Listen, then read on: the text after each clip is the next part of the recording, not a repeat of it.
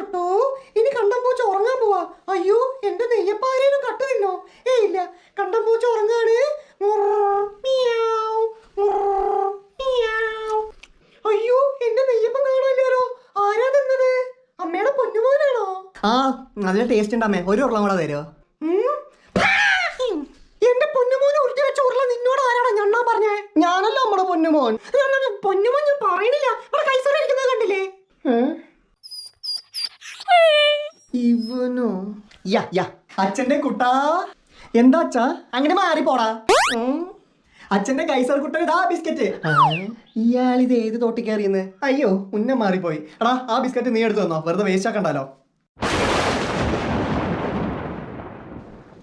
ഒരു നായക്ക് ഈ വീട്ടിൽ എന്താ വില?